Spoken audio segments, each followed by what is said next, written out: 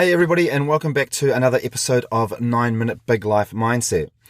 So everyone's got a story about how they've seen or they've met someone famous, right? In this episode, my challenge to you is to guess who the famous person is that I'm talking about. And if you reckon you know who it is, then please tell me so that we'll both know.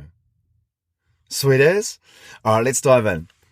Back in 2008, Debbie and I are living in England and we're living that child-free life. You know, go where you want, when you want, and you got money to spend on yourself. So we decide that we're going to go to the Glastonbury Festival. Glastonbury is this 5-day concert and it's big. And on the main day, Saturday, you have over 130,000 people there. Because it's a multi-day event, there's tents everywhere and it's like walking into a pop-up city. Because it's England, it's also got a big reputation for rain and mud, and the previous couple of years have seen stupid amounts of both. So, armed with gumboots, our tent and good vibes, we join the rest of the masses. Because the place is huge, the atmosphere and vibe is whatever you want it to be. You can have chilled out areas, there's silent discos, you can jump around to electronic beats, whatever. Saturday arrives and it's the main day, and headlining it is Amy Winehouse followed by Jay-Z. Now, the way Debbie and I view crowds and masses of people is totally different. Whereas she'd much rather observe from a distance, I need to be in the middle of it all. And for Amy Winehouse, we settle on a compromise, and during her set, we're close enough to the stage to be amongst the atmosphere without swimming in a whole lot of bodies. After Amy finishes her performance, she comes off stage and there's the expected rush and huge swelling of numbers for the final act. This is definitely my comfort zone and not so Debbie's, so she makes the call to pull out and she'll head back to the tent and we'll catch up once it's finished. I battle my way to the front and I enjoy this banger of a concert. Afterwards, in my euphoric state of alcohol and other things, I head back towards our tent. As I'm walking back, I come across a dance tent. So naturally, I head in. I don't bother making my way to the front this time though, because I don't plan on staying. Instead, I'm quite far at the back and I'm armed with this 1.5 litre plastic bottle filled with vodka and something else. I can't remember where, when or how I've managed to become its owner, but there you have it. Now, one of my superpowers is that I'm a magnet for positivity. Meeting positive people or finding myself in really positive situations happens all the time. Sometimes I create the situation, sometimes I just find myself in them. And this time's no different.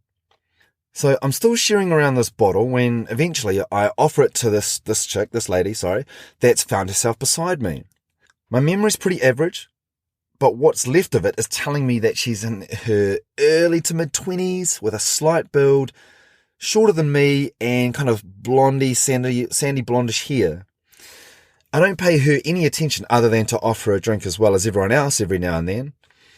When after a while, she taps me on the arm and asks if I want to go to a different tent. Sweet, why not?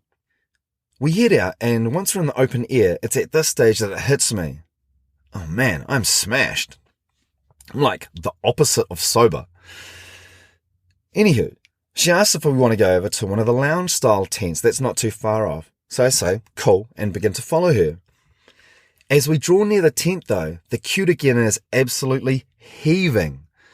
Because the main event's finished, right, so everyone's looking for somewhere to go. I look at the queue and I say to her, nah, man, that's going to take ages. And she replies, no, don't worry about it. We don't need to wait. I'm puzzled, but she continues to walk straight towards the tent, completely ignoring the queue and goes straight to the front. When we get to the front, a bouncer type guy looks at her, then looks at me, and then gives me this look of, oh, you're with her, and then welcomes us in. I can't believe my luck, but in the same breath, I'm pretty toasted at this stage, and it doesn't even occur to me to question how we've jumped the queue. The atmosphere inside is completely different to what we'd come from. It's super relaxed, it's well lit, and there's seating all around. We grab a table and a couple of seats and begin yarning away. I'm telling her all about our trip to England, how Debs and I are living in this beautiful little town in Yorkshire and we're loving life. And I remember telling her that we wanted to go to Ireland soon, and she offers for us to stay at her place while we're there. And I'm thinking, oh, score, free accommodation. We're chatting away freely, or at least I'm probably chatting away nonstop. And we take a couple of photos on my camera. Now, this is the days before smartphones, so you actually had to carry a camera around with you if you wanted them. And we must be talking for at least half an hour. Now, my memory of that night is like those really hazy dreams you have, but I remember this next bit clearly. As we're sitting there, she says to me, "So, do you know who I am?" And I say, "Oh, no, sorry." And so she says, "Oh, so do you know who my partner is?" I'm completely confused now. How the hell would I know who her partner is? Am I meant to? I didn't even know who the hell she is. So I reply, nah, sorry, I don't know who he is. And then she says again, "So, you really don't know who I am?" I'm even more confused about this and where the hell this conversation is going. And so I say, no, sorry, honestly, I have no idea who you are. It's almost like she's signaling that we'd be having a different kind of conversation or interaction if I knew who she was. Or at least she's used to people treating her differently based on who she is. There's a bit of a pause, and then she looks at me and she says,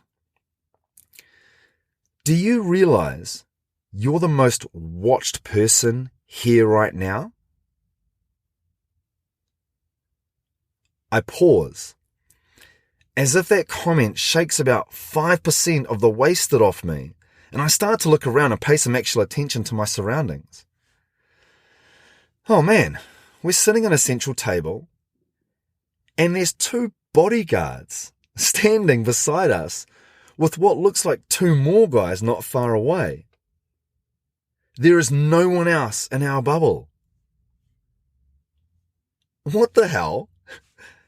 How have I not noticed these guys before? And how long have they been following us? I'm too wasted, basically, to absorb this in a processable way. But I almost instantly feel paranoid, which is backed up when I catch a few faces looking in our direction. We keep chatting away, but I found that I'm not really engaged anymore. And then suddenly, I feel sketched out and I want to be somewhere else. What follows is a blurry patch, but I remember wanting to get some separation from this group. So I stand up and I start dancing.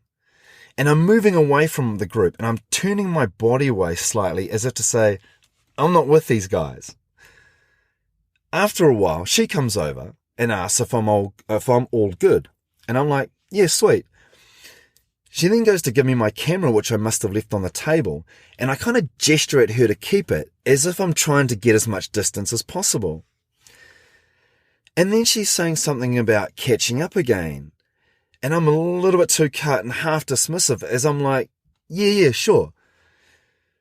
She looks at me and says what her name is, but all I can hear, or at least all I can remember, is blah, blah, blah, blah, blah, blah.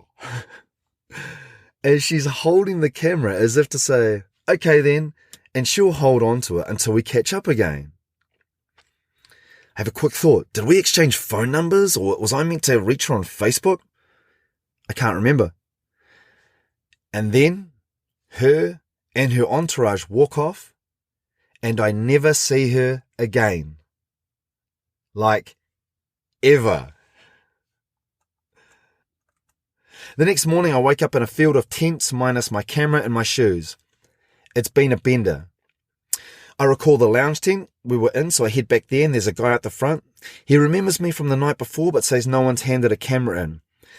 It doesn't even cross my mind at the time to ask who I was with because I was too worried about getting back to Debbie and explaining to her not only why I didn't come back last night, but that I'd also lost our camera with all the photos from our trip. Hey, thanks everyone for joining me on this episode. As I said, everyone's got a story about meeting or seeing someone famous. I just happen to have a story about hanging out with a famous person and never knowing who they were. If you reckon you know, then please do tell me. As always, if you're enjoying these, please tell your people and click follow and subscribe to receive the latest.